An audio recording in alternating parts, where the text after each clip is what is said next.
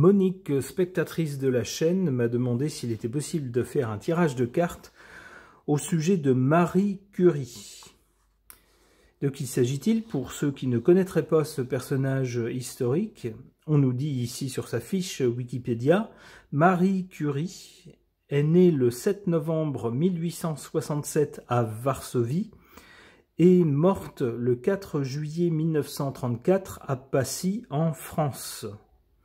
C'était une physicienne et une chimiste polonaise naturalisée française par son mariage avec le physicien Pierre Curie en 1895. Ce fut une scientifique d'exception.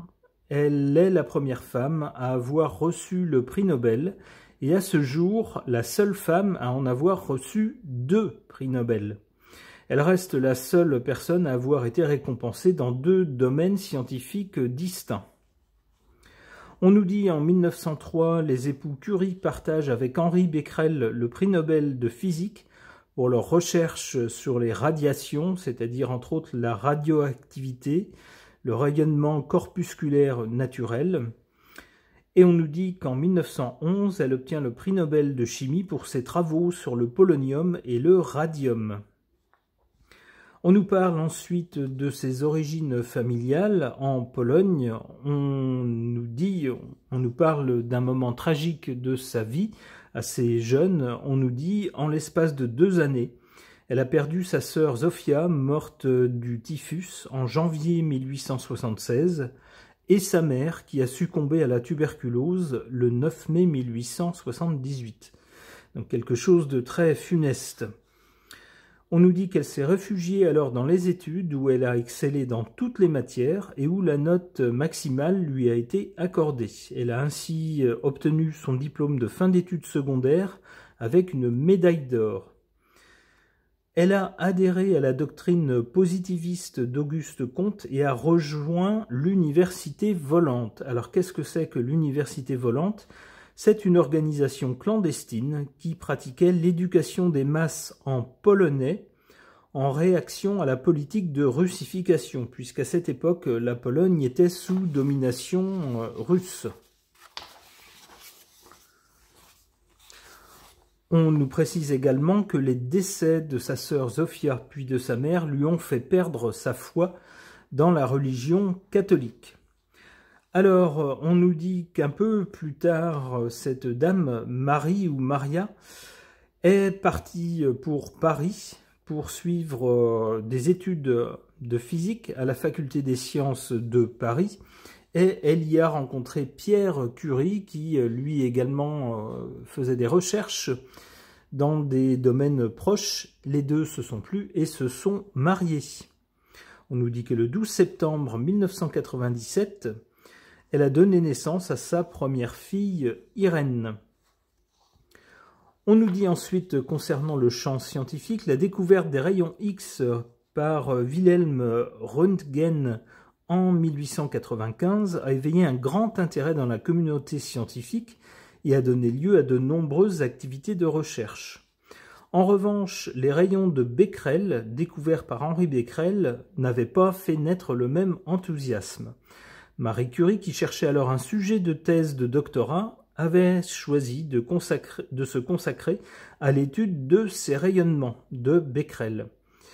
Elle a commencé en 1897 ses travaux de thèse sur l'étude des rayonnements produits par l'uranium, à ce moment-là encore appelés des rayons uraniques, car on les croit spécifiques à cet élément, jusqu'à ce qu'elle découvre la radioactivité du thorium, peu après Gerhard Karl Schmidt. On nous précise ensuite d'autres champs dans lesquels cette dame a excellé. Alors on peut noter aussi, je n'ai pas imprimé toute sa biographie qui s'étend sur plusieurs pages. On nous précise que cette dame est morte finalement d'une exposition trop importante à la radioactivité qui était son domaine de recherche, le domaine pour lequel elle était célèbre. Alors, avant de procéder à un tirage de cartes, est-ce qu'on peut examiner le ciel de naissance de cette dame? Qu'est-ce qu'il nous dit? Qu'est-ce qu'on y voit? On voit que cette dame est née avec le soleil dans le signe du Scorpion, ici. Le soleil qui d'ailleurs était très proche du milieu du ciel, ce qui en général est un signe de, comment on pourrait dire, de succès ou de quelqu'un d'important, lorsqu'on a le soleil proche du milieu du ciel. Ça peut être un signe de célébrité. Alors qu'est-ce qu'on a d'autre? On n'a pas que cette planète, ici dans le signe du Scorpion est proche du milieu du ciel, on voit également Saturne. Saturne concerne entre autres les mines et les minerais, donc on y voit bien ici pour son ascension professionnelle, son milieu professionnel, le lien avec son métier, mais Saturne est également au plan personnel significateur de lourde responsabilité lorsqu'il ne s'agit pas, par exemple, de deuil et de choses pas toujours très agréables. Alors Saturne donne une grande ambition là où il se trouve, les moyens d'ailleurs de sacrifier éventuellement d'autres aspects de sa vie à une ambition qui tient à cœur et dans la durée, mais il y a également le risque de chute.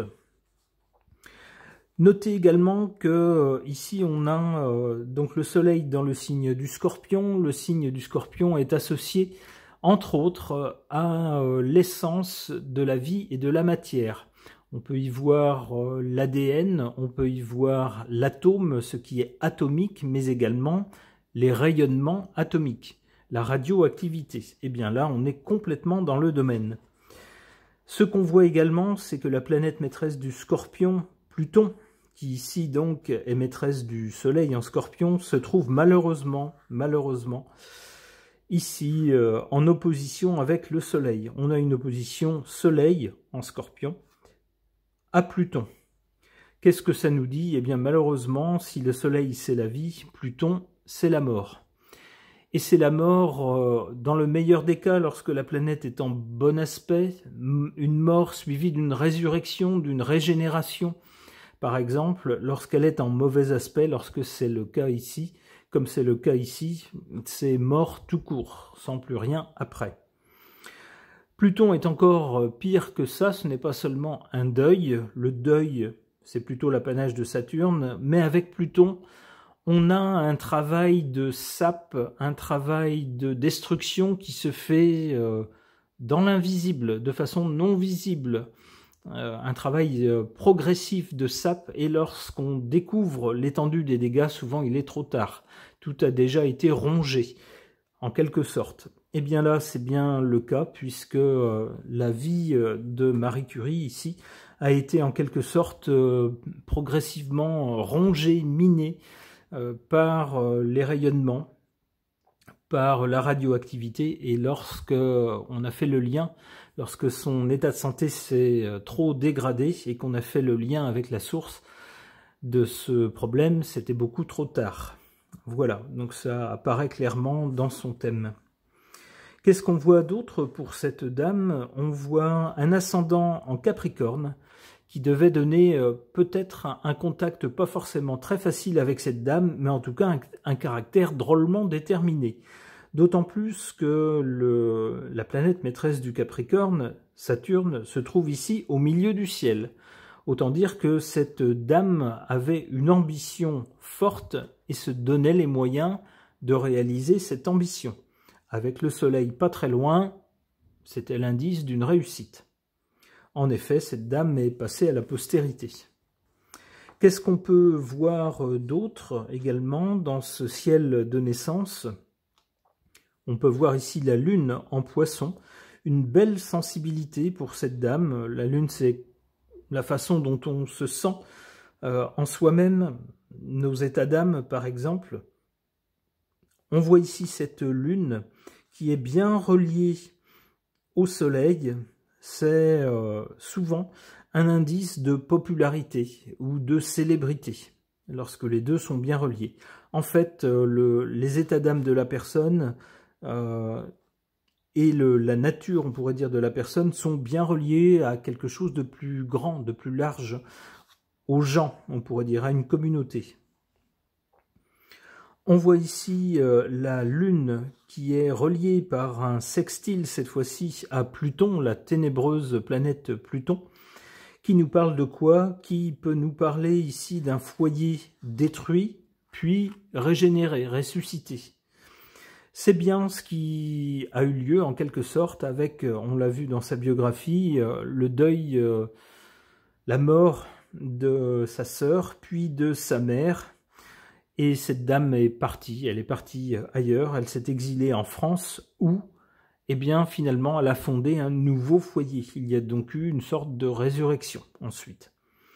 On voit que la Lune ici est bien reliée également à Uranus. On peut avoir un destin un peu particulier pour cette dame, et puis une façon de se sentir en elle-même assez différente des autres. C'est quelqu'un qui devait se sentir, qui devait se dire « je ne suis pas comme tout le monde ». C'est ce que nous dit ici ce trigone entre la Lune et Uranus. Qu'est-ce qu'on peut voir d'autre également dans ce ciel de naissance? On peut voir également, par exemple ici, on voit une conjonction entre Vénus. Vénus, c'est la sensibilité à tout ce qui est beau, tout ce qui est agréable, tout ce qui est bon, tout ce qui plaît, ce qui déplaît. Ça peut être les sentiments également, la sensualité. Eh bien, ici, cette planète est en exil dans le signe du Scorpion, qui ne fait pas vraiment honneur à cette planète.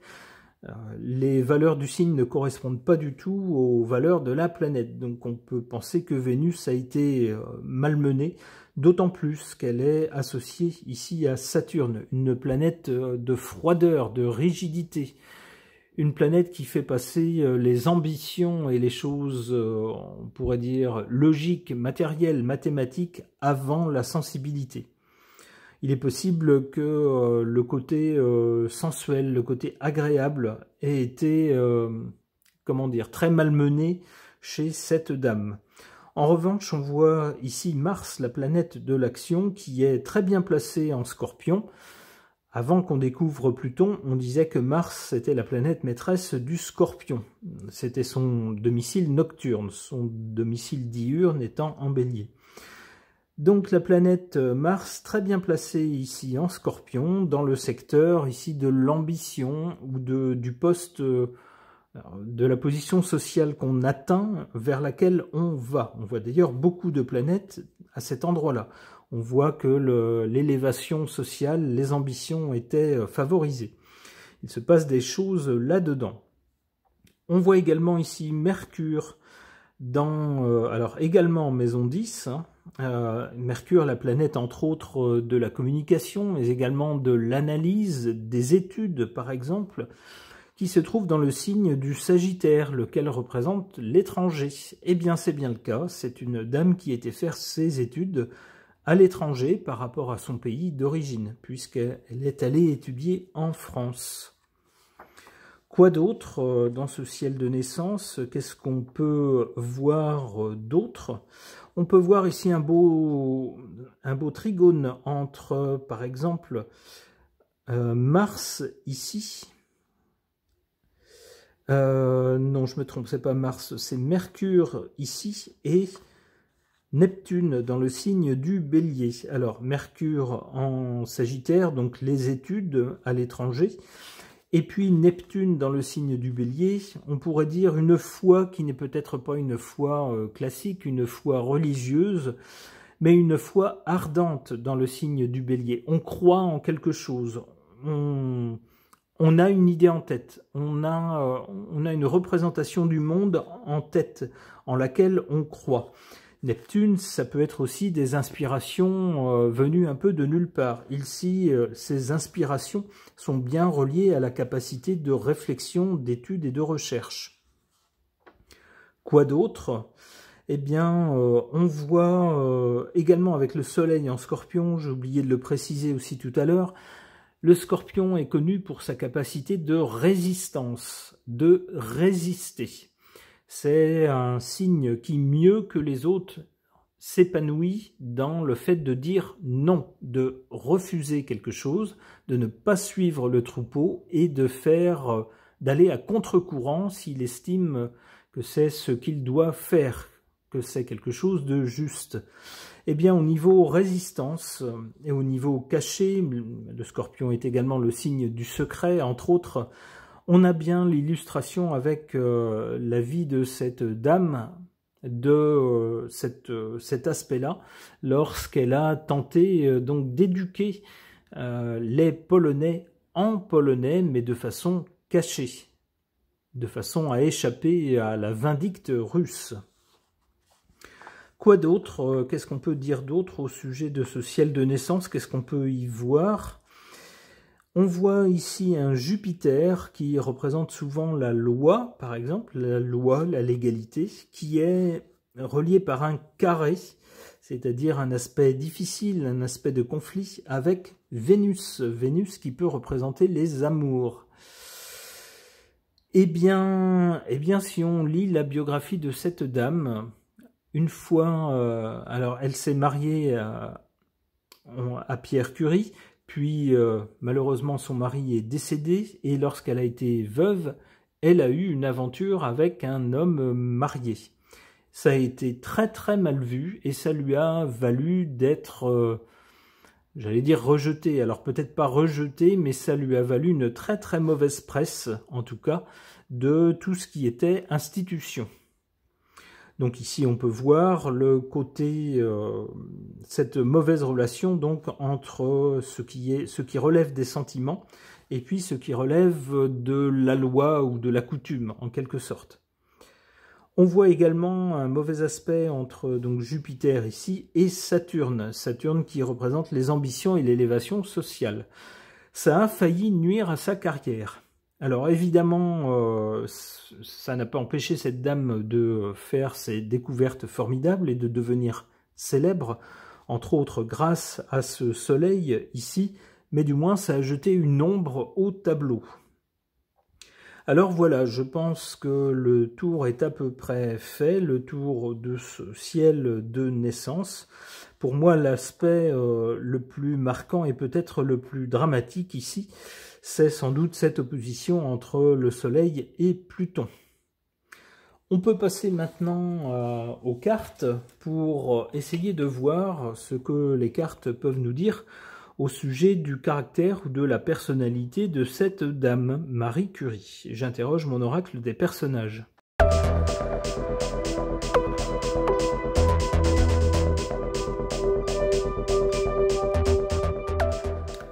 Eh bien, ma foi, des cartes assez parlantes et qui semblent en accord avec sa biographie, ou du moins l'idée qu'on peut se faire de cette personne à la lecture de sa biographie.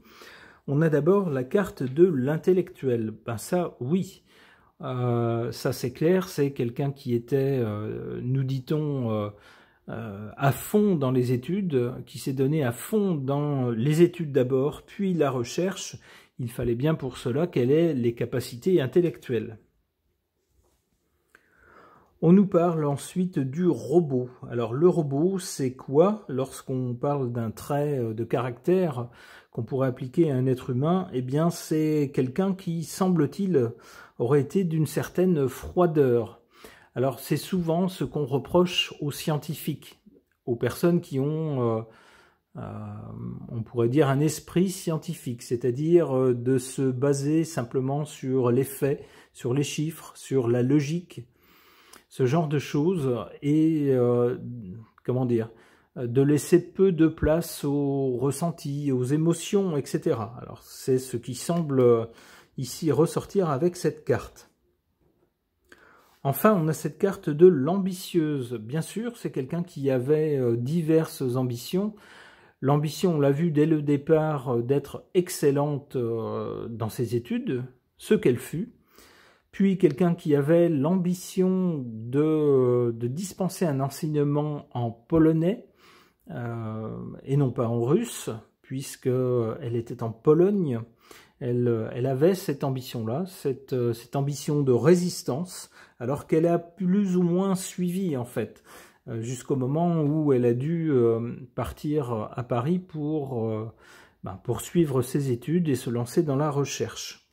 Dans la recherche également, c'était quelqu'un d'ambitieux. C'était pas quelqu'un qui voulait juste être employé de laboratoire ou ce genre de choses. Non, c'était elle-même une chercheuse. Et si elle cherchait, c'était pour découvrir des choses, pour faire des découvertes. Ce qu'elle a fait d'ailleurs.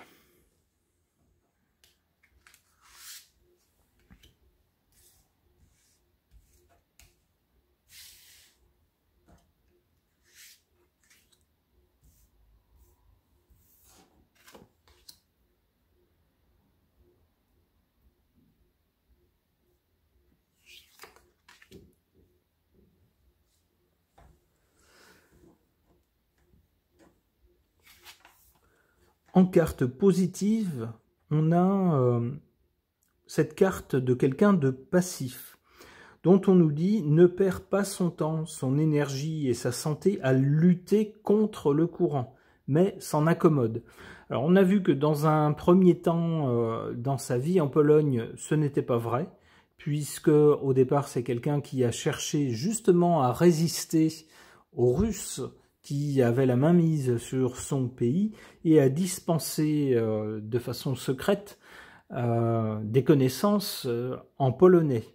Mais ensuite, c'est quelqu'un qui a suivi l'appel des sentiments et qui, ma foi, une fois à Paris, a suivi le courant. C'est quelqu'un qui s'est exilé à Paris pour faire ses recherches, ses études et ses recherches. Et puis, lorsque l'amour est apparu entre elle et puis Pierre Curie, eh bien, c'est pas quelqu'un qui a cherché à résister. Au contraire, elle est allée dans le sens de cet amour-là. Et on voit que ça lui a porté chance. En revanche, en carte faible, ici, on a cette carte du jouisseur, c'est-à-dire quelqu'un qui n'est motivé que par les différents plaisirs qu'il peut retirer de la vie. Eh bien, pour cette dame, c'est pas sûr que cette dame ait concentré ses objectifs sur cela, sur le fait de jouir de la vie. C'est plutôt quelqu'un qui était, semble-t-il, concentré sur ses travaux de recherche et qui, malheureusement, a connu des deuils assez tôt dans sa vie, des deuils qui l'ont marqué. D'où ici cette carte du côté jouisseur qui est en position faible.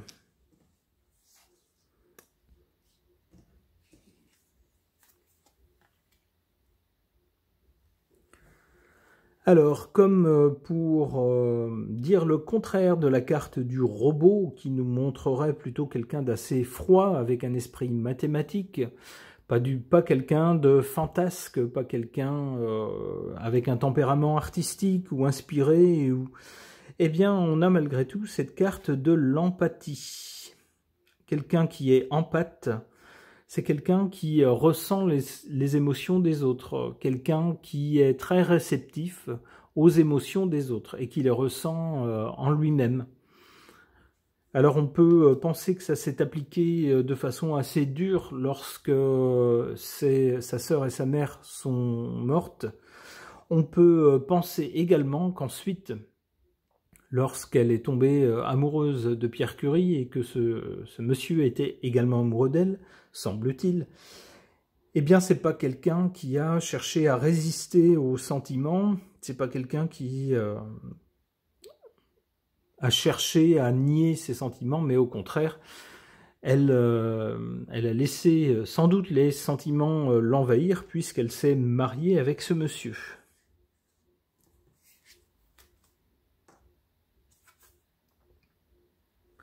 On a quelqu'un ici, avec cette carte du conformiste, on nous dit que c'est quelqu'un qui est heureux en osmose avec les autres et avec la société.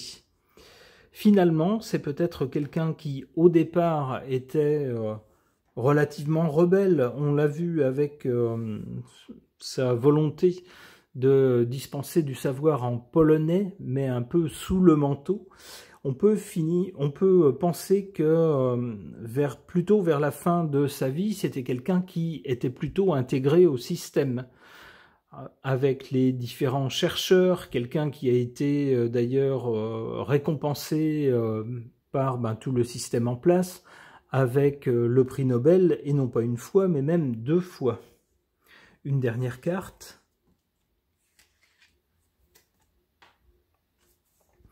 La carte du sportif. Alors je suis pas sûr que physiquement parlant ça a été une sportive, alors quoique je n'en sais rien, mais je verrais plutôt le mental d'un sportif, c'est-à-dire quelqu'un qui est à fond dans son domaine et qui ne reste jamais loin de son domaine de prédilection, et quelqu'un qui veut qui veut obtenir des résultats, qui cherche à être le meilleur, qui cherche à atteindre des objectifs.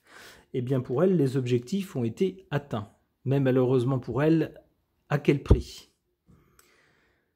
Et bien voilà, j'espère que ce portrait dressé par les cartes vous aura plu. Et pour ceux qui connaissent mieux la biographie de cette dame, correspond à peu près à sa personnalité réelle. Ce tirage de cartes est maintenant terminé. Merci de l'avoir suivi.